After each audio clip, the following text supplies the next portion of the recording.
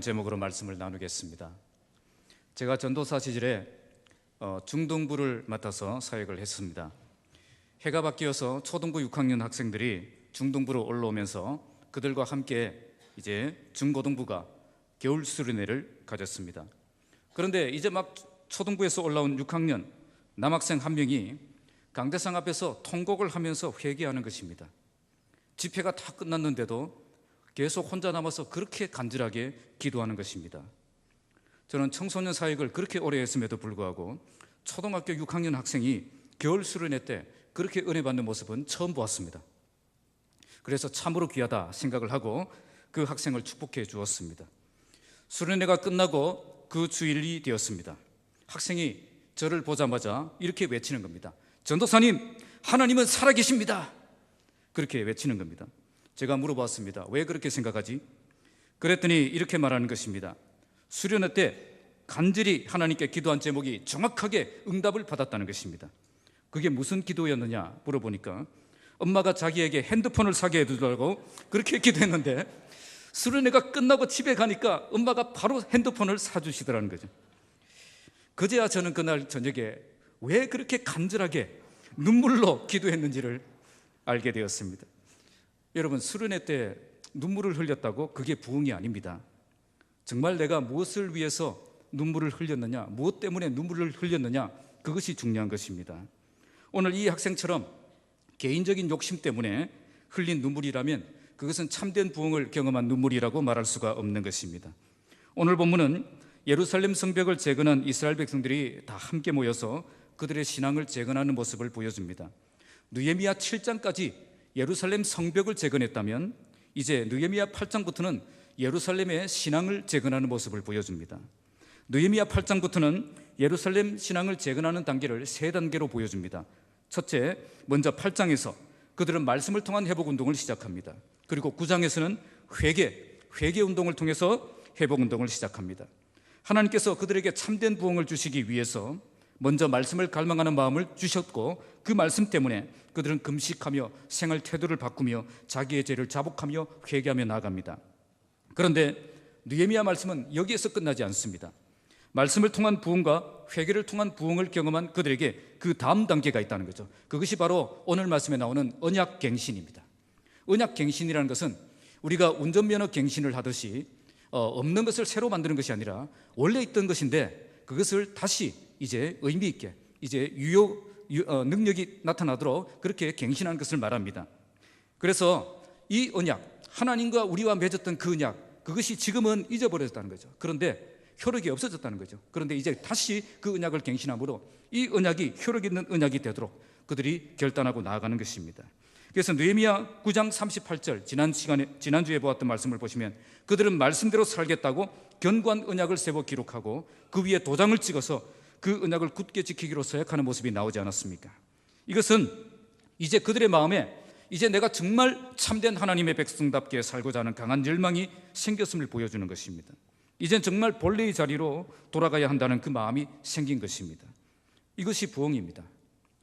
참된 변화가 없는 회개를 더 이상 반복하지 않고 이젠 정말 변화되어서 새로운 삶을 시작하고자 하는 그런 강한 결단을 보여주고 있는 것입니다.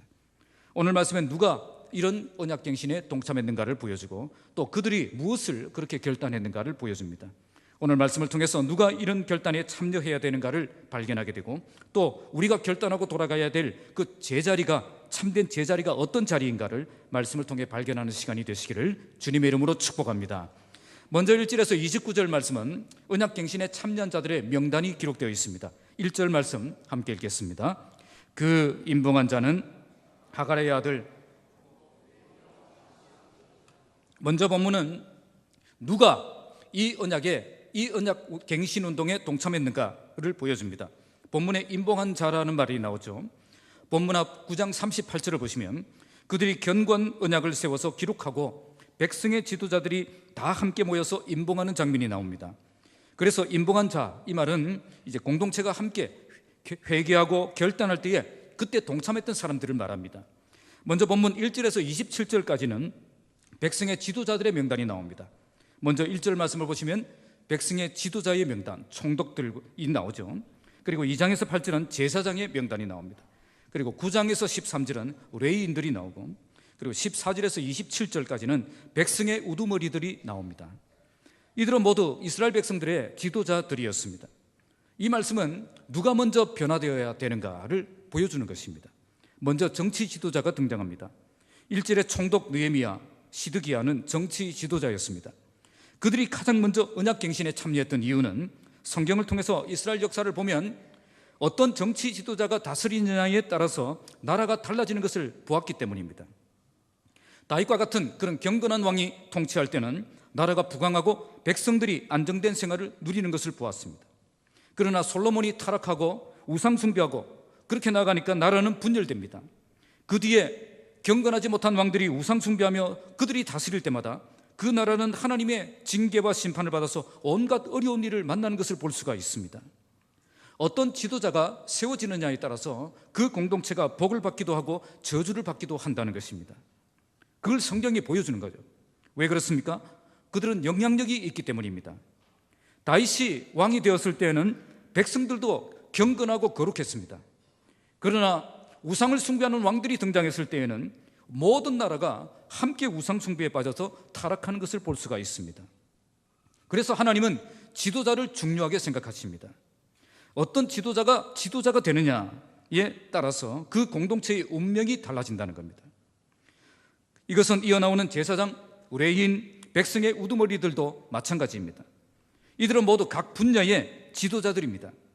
그래서 이들도 모두 그 분야에서 영향력을 가진 그런 사람들임을 알 수 있습니다.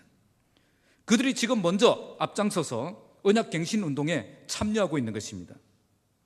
그들은 내가 먼저 변화되어야 이 나라가 소망이 있다고 생각했습니다. 내가 어떤 지도자가 되느냐에 따라서 이 나라가 복을 받는 나라가 될 수도 있고 하나님의 재앙이 임하는 나라가 될 수도 있다는 것을 그들이 느꼈던 것입니다. 그래서 그들은 이 나라가 복을 받는 나라가 되기 위해서 내가 먼저 결단하고 내가 먼저 변화되기를 원했습니다. 다른 사람들에게 네가 변화되어야 된다, 개혁과 변화를 요구하기 전에 내가 먼저 변화되기를 갈망했던 것입니다. 내가 먼저 변화된 모습을 보여주고 많은 사람들이 변화된 나의 모습에 도전을 받아서 함께 이 변화운동에 동참하기를 바랬던 것입니다. 교회에서도 가장 먼저 변화되어야 될 사람은 지도자들입니다. 왜 그렇습니까? 지도자의 자리는 모든 사람들의 관심과 주목을 받는 자리입니다. 이들이 앞장서서 적극적으로 헌신하면 많은 사람들에게 도전이 되지만 이들이 타락하고 범죄하면 다른 사람들에게 시험이 되고 충격을 줄 수 있다는 겁니다. 그래서 목사의 직분을 받았다면, 장로의 직분을 받았다면, 안수집사, 권사의 직분을 받았다면 일반 사람들과 똑같이 생각하면 절대 안 된다는 거죠. 하나님이 나를 어떤 지도자의 위치에 세워주셨다면 그만한 책임감을 가지고 있어야 된다는 겁니다. 그래서 모든 일에 책임감을 가지고 본을 보이는, 앞장서서 본을 보이는 삶을 살아야 되는 것입니다. 알코올 중독자에 빠진 아버지가 자녀들을 향해서 너는 왜 맨날 술만 먹고 있느냐고 야단을 친다면 어떻게 되겠습니까? 내가 아직 술에 빠져 살고 있는데 술을 끊으라는 그 말이 그 자녀들에게 효력이 있겠습니까? 설득력이 있겠습니까? 내가 먼저 술을 끊은 뒤에 자녀들에게 술을 끊으라 말할 수 있고 또 그렇게 도전할 때 그 말에 힘이 있는 것입니다. 마찬가지로 교회의 지도자는 지시하고 감독하고 명령하는 그런 사람이 아닙니다. 먼저 변화되고 먼저 헌신하고 먼저 본을 보여주는 사람이 되어야 됩니다. 요즘 사람들은 지도자의 말을 듣고 따라가지 않습니다. 지도자의 삶을 보고 따라간다는 겁니다. 그들의 삶에서 뭔가 다른 것이 있을 때 존경하며 따라가는 시대가 되었다는 거죠. 오늘 우리 교회 모든 지도자들이 먼저 회개하고 먼저 결단하고 먼저 변화되는 역사가 일어나길 바랍니다. 목사가 회개할 때 성도들이 회개하고요, 교사가 회개할 때 학생들이 회개하고 중직자가 회개할 때 모든 성도들이 회개하게 되는 것입니다.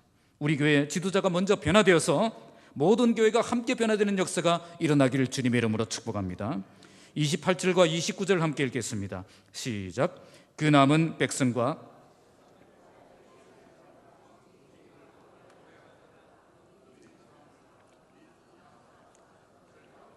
하나님의 율법을 준행하는 모든 자와 그들의 아내와 그들의 자녀들 곧 지식과 총명이 있는 자들은 다 그들의 형제 귀족들을 따라 저주로 맹세하기를 우리가 하나님의 종 모세를 통하여 주신 하나님의 율법을 따라 우리 주 여호와의 모든 계명과 규례와 율례를 지켜 행하여. 계속해서 본문은 언약갱신에 동참한 사람들이 누구인가를 보여줍니다. 여기에 그 남은 백성들이 나오죠. 이들이 왜 지금 함께 동참하고 있죠? 바로 지도자들이 솔선수범해서 모범을 보여줬기 때문입니다. 그들의 변화된 모습, 그들의 앞장선 모습을 보고 도전을 받아서 지금 나머지 백성들도 함께 이 운동에 동참하고 있는 것입니다. 여기에 또 누가 동참하고 있습니까? 제사장이 나오고 레위 사람들이 나오고 문지기들이 나오고 노래하는 자들이 나오고 느디님 사람이 나오죠. 느디님 사람은 제가 이전에 설명한 적이 있는데 이 사람들은 모두 성전에서 사역하는 사람들이죠. 특히 느디님 사람은 본래 이스라엘 백성들이 아닙니다. 그 사람들이 이제 개종하고 성전에서 노예가 되어서 평생 봉사하는 그런 사람을 말합니다. 여기에다 이방 사람과 절교하고 하나님의 율법을 준행하는 모든 자들이 동참합니다. 거기에다 그들의 아내도 동참하고 또 그들의 자녀들 중에 지식과 총명이 있는 자들도 동참합니다. 자녀들 중에 지식과 총명이 있는 자라는 것은 이제 어느 정도 성장해서 사리를 분별할 수 있는 나이에 이른 그런 자녀들도 다 동참했다는 뜻입니다. 그러니까 지금 너무 어려서 지금 무슨 일이 어떻게 돌아가는지 잘 모르는 그런 사람들을 제외하고 모든 사람들이 남녀노소가 다 동참했다는 거죠. 한 사람도 빠짐없이 모두가 동참하는 그런 신앙개혁 운동이 일어났다는 겁니다. 모든 백성들이 하나님의 말씀대로 살기 위해서 몸부림치는 그런 참된 부흥운동이 시작되었다는 거죠. 그러면 그들이 어떻게 맹세하고 있습니까? 29절에 보니까 그들은 저주로 맹세하고 있습니다. 이 저주로 맹세했다는 말은 저주받을 각오를 하고 맹세했다는 거죠. 내가 이 맹세를 지키지 않을 경우에 하나님의 저주를 달게 받겠다라고 고백하고 맹세하고 언약갱신에 참여했다는 것입니다. 당시 이 고대 근동에서 언약을 맺을 때는 항상 축복과 저주가 함께 기록되어 있습니다. 이 언약을 지킬 때는 축복이고 이 언약을 지키지 않을 때는 저주가 있다는 거죠. 저주를 기록했다는 것은 내가 반드시 이 언약대로 살 것이다 라는 것을 이제 강하게 의지를 보여주기 위해서 그렇게 했다는 것입니다. 그것처럼 오늘 이스라엘 백성들도 저주를 맹세했다는 거죠. 그냥 맹세한 것이 아니라 무슨 일이 있어도 이 언약을 지키겠다고 맹세한 것입니다. 지금까지 그들은 헛된 눈물을 흘리고 헛된 회개를 반복하면서 살았습니다. 오늘 회개했지만 또다시 범죄하고 또 하나님의 징계를 받고 또다시 돌아가고 또 범죄하고 이것을 계속 반복했지만 이제는 절대 옛길로 돌아가지 않는 참된 변화를 위해서 이제 결단하는 것입니다.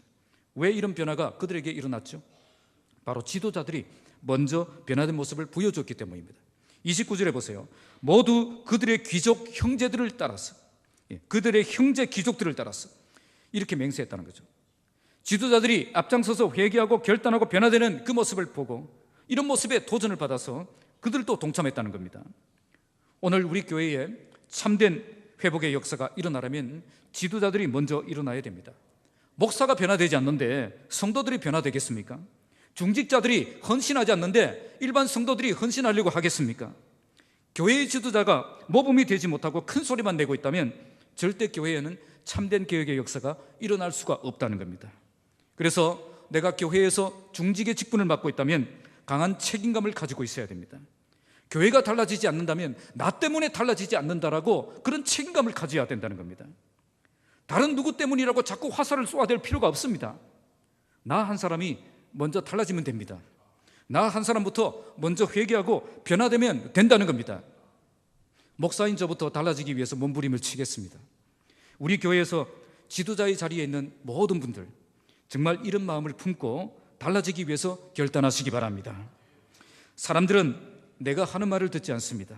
그 말을 하는 사람이 어떤 사람이냐, 그리고 그 말을 할 자격이 있느냐, 그것을 먼저 본다는 겁니다. 우리 교회 모든 지도자들이 먼저 회개하고 먼저 결단하고 먼저 변화되는 역사가 일어나길 바랍니다. 그래서 교육자들도 달라지고 중직자들도 달라지고 교사들도 달라지고 목자들도 달라지고 임원들과 일꾼들이 달라지고 그래서 모든 사람들에게 선한 영향을 미치고 함께 결단하고 함께 변화되는 역사가 일어나기를 주님의 이름으로 축복합니다. 자, 그러면 그들은 30절에서 39절 말씀은 언약갱신에 참여한 자들이 무엇을 결단했는가를 보여줍니다. 세 가지인데요. 첫째는 불신 결혼을 금지하는 겁니다. 30절 함께 읽겠습니다. 우리의 딸들을 이 땅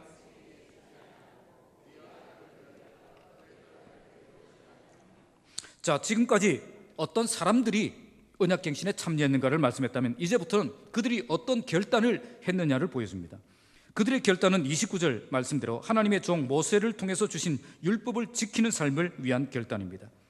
그러니까 하나님의 말씀대로 하나님의 백성답게 살기 위해서 우리에게 어떤 결단이 필요한가 그들이 찾아내었다는 겁니다. 그들은 매일 3시간 하나님의 말씀을 묵상하면서 그들의 죄를 발견하고 회개하기 시작했습니다. 그러나 그들은 성경을 통해서 그들의 회개가 참된 회개가 없는, 참된 변화가 없는 그런 거짓된 회개였음을 발견하게 됩니다. 그들에겐 죄를 이길 힘이 없었던 겁니다. 그들의 눈물은 참된 변화가 없는 헛된 눈물이었음을 성경을 통해서 깨달은 것입니다. 그러면 어떻게 해야 되겠습니까? 이젠 정말 참된 변화가 있는 참된 회개가 필요하다는 것을 깨닫게 된 것입니다. 그러면 그들이 지금까지 그렇게 눈물을 흘리고 그렇게 회개했는데 왜 그렇게 변화되지 않았는가? 왜 지금까지 그들의 참된 회개를 방해했던 것이 도대체 무엇이었는가? 그것을 찾아내어야 했던 거죠. 도대체 무엇이 그들로 하여금 참된 회개를 드리지 못하게 만들고 헛된 눈물만 흘리게 만들었을까요? 말씀을 통해 그들은 3가지를 발견합니다. 첫째는 이방인들과 결혼했다는 거예요. 두 번째는 안식일을 지키지 않았다는 거예요. 마지막으로 하나님의 성전을 방치하고 버려두었다는 겁니다. 이방인과 결혼하고 안식일을 지키지 않고 성전 사역이 제대로 돌아가도록 적극 지원하지 않았기 때문에 이 모든 문제가 발생했다는 것을 성경을 통해서 발견하게 된 것입니다. 그래서 그들은 이 3가지를 철저하게 개혁할 것을 결단합니다. 이젠 내 생각대로 살지 않고 하나님의 말씀대로 살겠다고 결단한 거죠. 그 중에 가장 먼저 결단한 것이 이방인과의 결혼입니다. 이것은 참된 회개와 참된 변화를 방해했던 주범이 바로 불신 결혼에서 시작되었다는 것을 그들이 발견한 것이죠. 왜 불신 결혼이 참된 변화와 참된 회개를 방해했을까요? 당시 이방인들은 하나님이 아닌 우상을 숭배했던 자들입니다. 그들이 결혼할 때 그냥 몸만 온 것이 아니라 그들이 섬기던 우상도 함께 들고 왔다는 거죠. 그래서 그들이 결혼을 하면 이제 그들의 영향을 받아서 믿는 사람들이 하나님을 떠나는 문제가 발생한다는 겁니다. 그 대표적인 예가 솔로몬입니다. 솔로몬은 하나님의 지혜를 받아서 그 명성을 천하에 떨쳤던 그런 지혜의 왕이죠. 그러나 그는 정치적인 목적으로 다른 나라의 공주들과 정략적인 결혼을 하게 됩니다. 결국 솔로몬은 이방 나라 공주들의 영향을 받아서 하나님을 떠나서 나중에는 우상을 숭배하는 죄를 저지르게 됩니다. 이것은 무엇을 보여주죠? 불신 결혼은 절대 괜찮은 결혼이 아니라는 겁니다. 결혼이라는 것은 남녀가 육체적으로만 결합하는 것이 아닙니다. 지금까지 살아온 환경과 문화가 다른 두 사람이 전인격적으로 결합하는 것이 결혼입니다. 그래서 결혼을 하게 되면 서로가 어떻게든 영향을 미치게 되어 있다는 거죠. 느헤미야 13장을 보시면 느헤미야가 잠시 페르시아로 귀국했다가 다시 돌아왔을 때 모든 것이 다시 엉망이 되어 있는 것을 볼 수가 있습니다. 그 중에 한 장면이 불신 결혼입니다. 느헤미야 13장 24절을 보시면 당시 불신 결혼을 한 가정이 이스라엘 나라 말, 그러니까 국어는 못하고 다른 나라 말, 이제 외국어는 이렇게 하는 것을 볼 수가 있습니다. 이것은 무엇을 보여주죠? 불신 결혼을 하게 되면 우리가 그들을 변화시키는 것이 아니라 그들이 우리를 변질시킨다는 겁니다. 그래서 불신 결혼으로 전도하겠다는 생각은 위험한 발상입니다. 솔로몬이 공주들을 믿게 만든 것이 아니라 공주들이 솔로몬을 우상숭배하게 만들었다는 거죠. 지금까지 통계 자료를 보면 신자가 불신자와 결혼해서 불신자를 전도한 예는 거의 없습니다.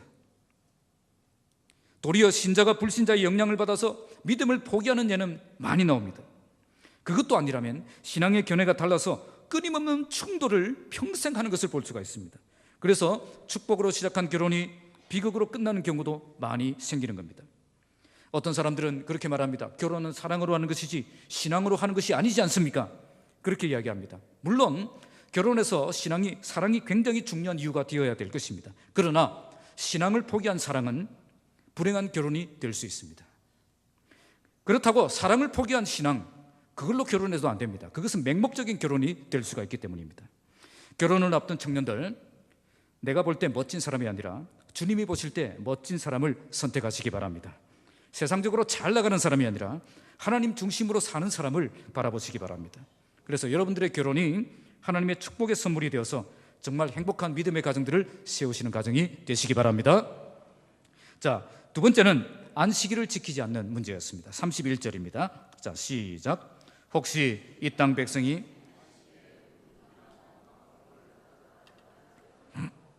우리가 안식일이나 성일에는 그들에게서 사지 않겠고 일곱째 해마다 땅을 쉬게 하고 모든 빚을 탕감하리라 하였고, 그들이 두 번째로 결단했던 문제는 안식일을 지키는 문제였습니다. 왜 그들은 안식일을 철저하게 지키려고 했겠습니까? 그것은 안식일을 지키는 그 문제가 참된 변화, 참된 회개를 방해하는 두 번째 이유가 되었기 때문입니다. 안식일이 무너질 때 그들의 결단도 무너지고 그들의 신앙도 무너지고 그들의 변화된 모습도 무너진다는 것을 성경을 통해서 본 것입니다. 그래서 그들은 안식일을 우리가 철저하게 지킬 것을 결단합니다. 당시 유대인들은 주변 나라 사람들과 매매 활동을 통해서 필요한 물건들을 구매할 수 있었습니다. 그런데 주변 나라 사람들은 안식일 개념이 있을까요? 없을까요? 없죠. 그들은 안식일을 특별하게 생각하지 않았고 다른 날과 동일하게 생각해서 사회 활동을 하고 있었습니다. 세상 사람들이 이처럼 안식일에도 쉬지 않고 일을 하는 이유가 어디에 있을까요? 그렇게 해야 먹고 살 수 있기 때문입니다. 내 힘으로 사는 사람은 어떻게 해서든 열심히 살아야 풍족한 생활을 살 수 있는 것입니다. 그래서 안식일에 쉬지 못하는 사람은 내 힘으로 성공적인 인생을 살기 위해 노력하는 사람이라고 볼 수가 있는 것입니다. 그런데 하나님은 우리에게 안식일을 거룩히 구별하여 거룩히 지키라고 말씀하시죠. 세상 그 어떤 종교도 이처럼 하루를 특별하게 쉬라 그렇게 명령하는 종교는 없습니다. 기독교가 유일합니다. 왜 하나님은 이런 이상한 명령을 내리셨을까요? 그것은 너희들은 내 힘으로 사는 사람이 아니라 하나님의 은혜로 사는 사람이다 하는 것을 보여주신 것입니다. 정말 하나님을 믿는, 정말 하나님을 신뢰하는 그 믿음이 없다면 일주일 중에 하루를 온전히 하나님께 드리는 삶을 살 수가 없다는 겁니다. 지금까지 그들이 안식일을 지키지 못했던 이유는 하나님을 신뢰하는 그 믿음을 잃어버렸기 때문입니다. 이러다가 죽을까 봐, 이러다가 망할까 봐, 이러다가 실패할까 봐 일을 놓지 못하고 그 일을 안식일에도 붙들고 살았던 것입니다. 특히 안식년은 일곱째 해마다 땅을 쉬게 하고 모든 빚을 탕감해 주는 해였습니다. 그 해에는 아예 농사를 짓지 않았습니다. 한 해 동안 농사를 짓지 않아도 될 만큼 그 전에 2년 동안 먹을 양식을 주는 하나님이 주실 것이라는 그 믿음이 없다면 절대로 지킬 수 없는 것이 안식년이었습니다. 그래서 안식일을 지키는 문제는 하나님을 신뢰하느냐 신뢰하지 못하느냐 이 문제가 걸려 있다는 겁니다. 정말 하나님을 신뢰하는 그 믿음이 없다면 하루를 온전히 쉬면서 하나님을 위해 드리는 날로 살아갈 수가 없다는 겁니다. 안식일을 지킬 때에 우리는 믿음으로 살고 은혜로 살고 하나님의 능력으로 사는 사람임을 보여줄 수가 있는 것입니다. 그래서 출애굽기 31장 16절 17절 말씀은 이렇게 말씀합니다. 이같이 이스라엘 자손이 안식일을 지켜서 그것으로 대대로 영원한 언약을 삼을 것이니 이는 나와 이스라엘 자손 사이에 영원한 표징이 될 것이다. 정말 안식일을 지킬 때에 내가 정말 하나님의 백성다운 삶을 살고 있음을 보여주는 뚜렷한 표징이 될 것이다. 뚜렷한 증거가 될 것이다 말씀하고 있는 거죠. 구약시대의 안식일은 지금 신약시대를 살아가는 우리는 어떻게 생각해야 되겠습니까? 개혁주의 신앙고백 소결의 문답 59문은 이렇게 말합니다. 창세로부터 그리스도의 부활까지는 하나님께서 주간의 일곱째 날, 그러니까 토요일입니다, 매 주간의 안식일로 지정하셨고 그 후로부터 세상 끝날에 이르기까지는 그 주간의 첫날, 지금 우리가 지키는 주일입니다. 그 주간의 첫날로 지정하셨으니 곧 그리스도인의 안식일입니다. 소결의 문답은 구약시대의 안식일이 신약시대의 주일로 변경되었음을 보여줍니다. 그래서 안식일을 지키는 이 문제는 구약시대에만 지켜야 될 계명이 아니라 신약시대를 살아가는 우리도 지켜야 되는 계명임을 보여줍니다. 주님의 부활 이후 세상 끝날까지 그리스도인의 안식일로 주신 날, 바로 주일이라는 겁니다. 그러면 그날을 어떻게 지켜야 되겠습니까? 그 다음 소결의 문답 60문에는 이렇게 대답합니다.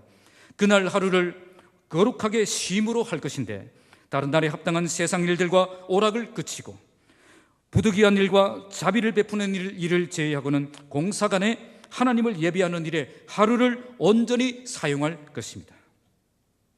여기서 강조된 것은 그날 하루를 온전히 드리는 것입니다. 그런데 요즘 사람들은 안식일의 개념이 일주일의 하루가 아니라 일주일의 2시간으로 생각하는 사람이 있습니다. 주일 하루를 온전히 드리는 것이 아니라 한두 시간 예배에 참석하는 것으로 주일 성수를 다 했다라고 생각하는 사람들이 있다는 겁니다.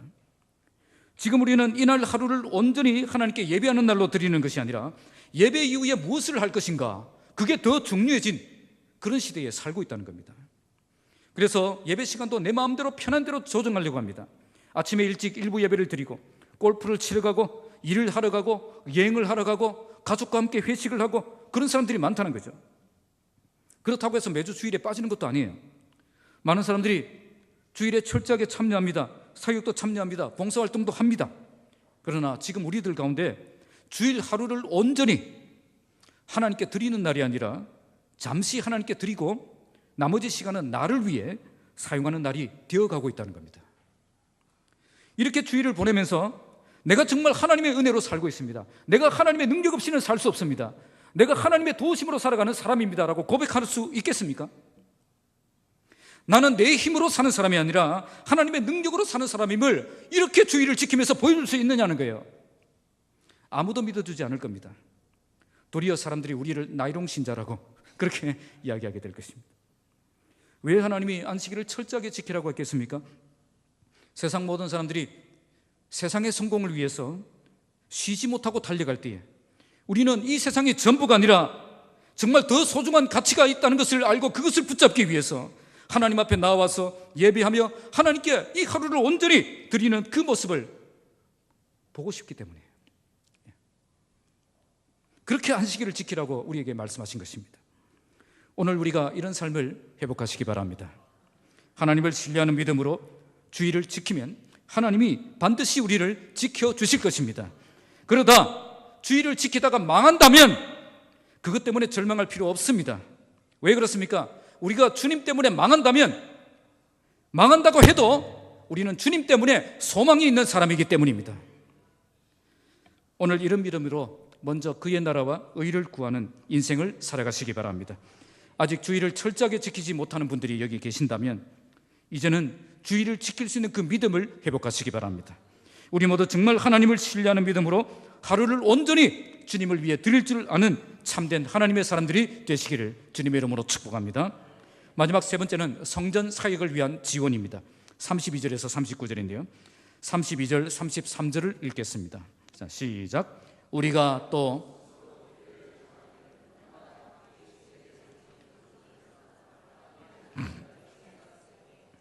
진설병과 항상 드리는 소제와 항상 드리는 번제와 안식일과 초하루와 정한 절기에 쓸 것과 성물과 이스라엘을 위하는 속죄제와 우리 하나님의 전의 모든 일을 위하여 쓰게 하고.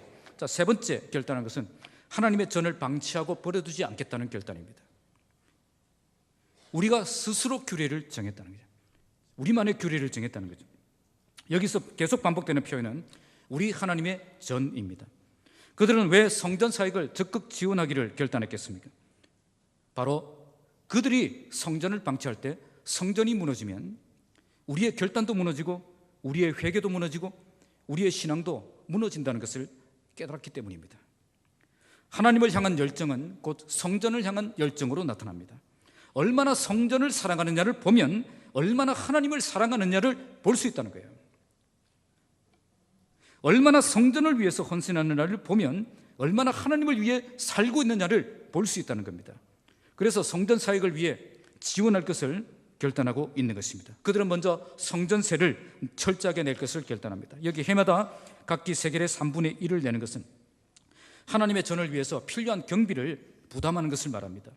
33절에 보시면 성전에서 사역하는 모든 사역들이 나오죠. 하나님의 전에서 행하는 모든 일을 위해서 쓰도록 하기 위해 적극 후원을 하겠다는 겁니다. 그런데 출애굽기 30장 13절에 보시면 모세는 회막 봉사를 위해서 반세겔을 내도록 명령합니다. 그리고 마태복음 17장 27절 예수님 시대에도 베드로를 통해서 내신 그 세금도 반세겔이었습니다. 그런데 지금은 3분의 1이에요. 3분의 1을 내도록 규정합니다. 왜 그랬습니까? 그것은 지금 이 시대가 그만큼 어려운 시대였기 때문입니다. 그래서 임시적으로 조정을 해준 것입니다.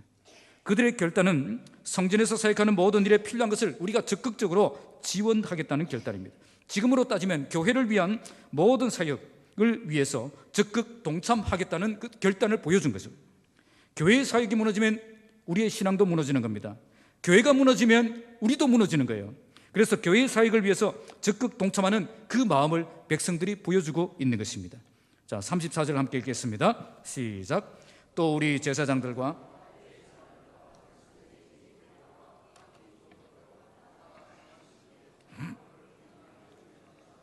율법에 기록한 대로 우리 하나님 여호와의 제단의 사르격, 그들이 성전 사역을 위해서 두 번째 지원한 것은 번제에 필요한 나무 장작이죠. 성경은 제단 위에 불이 피워서 항상 꺼지지 않게 하라고 말씀하셨습니다. 그러나 이 나무를 어떻게 공급해야 된다, 그 명령은 하지 않았습니다. 그래서 지금은 나무를 구하기 어려운 시대이기 때문에 그들은 순서를 정해서 이렇게 나무를 공급하기로 결정한 것입니다. 사실 이 제단 위에 불이 꺼지지 않도록 계속 이 불을 지켜내는 것은 어려운 명령입니다. 당시 이스라엘 땅은 이렇게 메마른 땅이었고 나무가 흔하지 않았습니다. 나무를 보려면 한참 이렇게 살펴봐야 되는 그런 땅이에요. 그래서 그들은 얼마든지 변명할 수 있었죠. 지금 이런 상황인데, 지금 이런 환경인데 어떻게 매일 나무를 구해서 매일 그 번제단에 불이 꺼지지 않도록 그 불을 피울 수가 있겠느냐, 그렇게 반박할 수도 있는 문제였습니다. 그러나 그들은 시대가 어렵다고 변명하지 않았습니다. 불가능한 여건이라고 포기하지 않았습니다. 그들은 성전이 무너질 때 우리도 무너진다는 것을 잘 알았기 때문에 어떻게 해서든 이 성전 사역을 지원해야 된다는 것을 깨달았던 것입니다. 그래서 그들은 제비 뽑습니다. 그리고 순번을 정합니다. 그리고 정한 시기에 이 나무를 공급하는 일을 계속했던 것입니다. 지금도 우리 가운데 어려운 일을 만나면 제일 먼저 뭘 결정하죠? 교회 일부터 중단합니다. 갈등하죠. 지금은 불가능한 일이니까 좀 적당히 하면 안 될까요? 이런 문제는 그 당시에나 가능한 일이지 지금은 어렵습니다. 이렇게 변명하며 포기하고 싶을 때가 많지 않습니까? 그러나 우리가 포기하지 않고 힘을 다해 나가면 충분히 감당할 수 있다는 겁니다. 요세푸스라는 역사가에 의하면 이 시대에 많은 유대인들이 많은 양의 나무를 계속 공급했다는 것을 기록하고 있습니다. 나무가 없는 그 메마른 땅에서, 나무가 귀한 이 메마른 땅에서 나무가 구하기 힘든 그런 시대에 이처럼 포기하지 않고 서로 사역을 분담해서 적극 참여하니까 하나님의 사역은 중단되지 않고 더욱 충실하게 감당할 수 있었음을 역사는 보여주고 있는 것입니다. 자, 35절 36절 함께 읽겠습니다. 시작. 해마다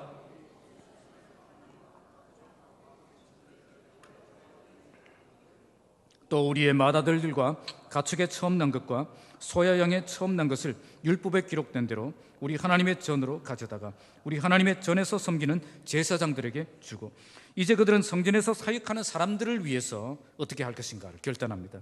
성전 사역이 중단되지 않기 위해서는 성전에서 일하는 그 사람들을 우리가 챙겨야 된다는 거죠.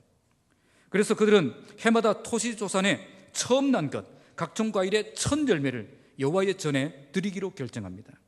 그리고 우리의 맏아들, 그리고 가축의 처음 난 것들, 그리고 소와 양의 처음 난 것을 하나님의 전으로 가져다가 우리 하나님의 전에서 섬기는 제사장들에게 주었다라고 말씀합니다.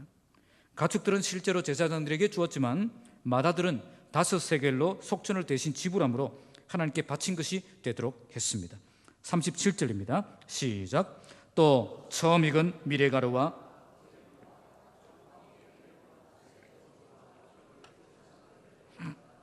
우리 하나님의 전에 여러 방에 두고 또 우리 산물의 11조를 레위 사람들에게 주리라 하였나니, 이 레위 사람들은 우리의 모든 성읍에서 산물의 11조를 받는 자이니, 또 처음 익은 미레가루와 거제물과 각종 과목의 열매와 새 포도주와 기름을 제사장들에게 가져갑니다. 여기서 강조된 것은 뭐죠? 처음 열매와 새로운 생산품이죠. 처음 열매는 가장 좋은 것을 말합니다. 쓰다가 남은 것 가져온 것이 아니라 가장 좋은 것을 구별해서 가져왔다는 겁니다. 그리고 그들이 또 결정한 것이 있습니다. 그것이 11조입니다. 그들은 11조를 레위 사람들을 위해서 구별해서 가져옵니다. 레위 사람들은 어떤 사람들이라고 되어 있죠? 본문에 보시면 레위 사람들은 우리 성읍에서 산물의 11조를 받는 자라고 말씀합니다. 그러니까 레위 사람들은 다른 지파 사람들의 11조를 받아서 생활비로 쓰는 사람이라는 뜻입니다. 가나안 땅을 정복할 때에 레위인들은 따로 기업을 분배받지 못했습니다. 그래서 그들은 생계를 위한 재산이 없는 사람들입니다. 하나님은 그들의 생계를 다른 지파 사람들이 책임지도록 명령하셨습니다. 그것이 11조입니다. 레위 지파 사람들은 다른 11지파 사람들이 주는 그 11조로 생활을 했다는 겁니다.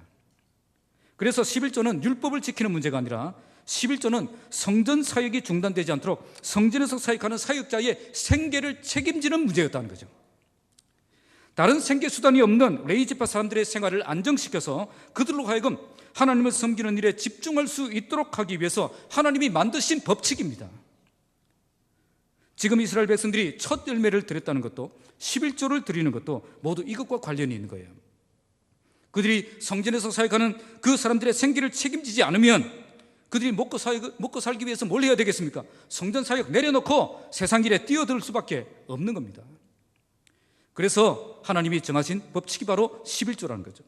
자, 38절 39절 읽겠습니다. 시작. 레위 사람들이 11조를 받을 때에 아론의 자손 10분의 1을 가져다가 우리 하나님의 전 곳간에 여러 방에 두되 곧 이스라엘 자손과 레위 자손이 거제로 드린 곡식과 새 포도주와 기름을 가져다가 성소의 그릇들을 두는 골방 곧 섬기는 제사장들과 문지기들과 노래하는 자들이 있는 골방에 둘 것이라. 그리하여 우리가 우리 하나님의 전을 버려두지 아니하리라. 아멘. 레위 사람들이 11조를 받을 때에 아론의 자손 제사장 중에 한 사람이 함께 동참하겠죠. 이것은 재정을 투명하게 관리하도록 하기 위해서 감독을 세운 것입니다. 그들을 못 믿어서가 아니라 재정 때문에 불미스러운 일이 발생하지 않도록 엄격하게 철저하게 관리하려고 했던 것입니다. 레위 사람들은 11조를 받은 것에서 또 11조를 가져다가 하나님께 바쳤습니다. 이것은 제사장의 몫으로 따로 떼어놓은 것입니다. 이렇게 해서 우리가 우리 하나님의 전을 버려두지 않을 것이다 라고 말씀합니다. 첫 열매를 드리는 것, 11조를 드리는 것, 모두 하나님의 전을 버려두지 않기 위해서 하는 것임을 보여주는 겁니다. 올해 초에 우리 전도회 임원 간담회 때에 제가 건의를 받은 것이 하나 있습니다.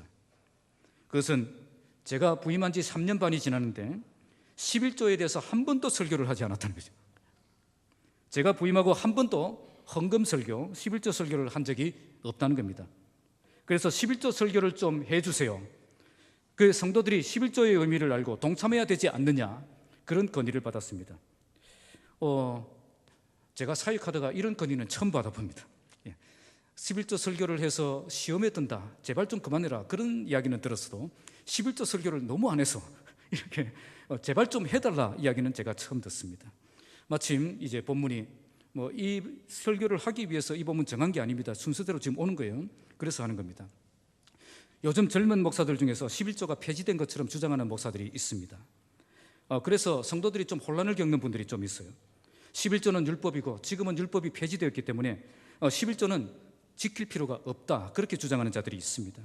예수님은 율법을 폐지하러 오셨습니까? 더 완전케 하러 오셨습니까?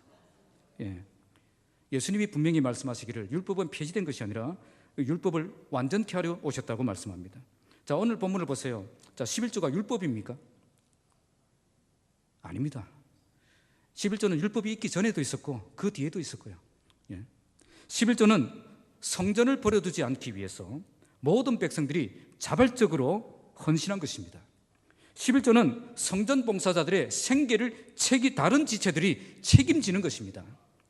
그래서 그들이 다른 산업으로 떠나지 않고 오직 성전 사역에만 집중할 수 있도록 지원하는 것, 그것이 11조라는 겁니다.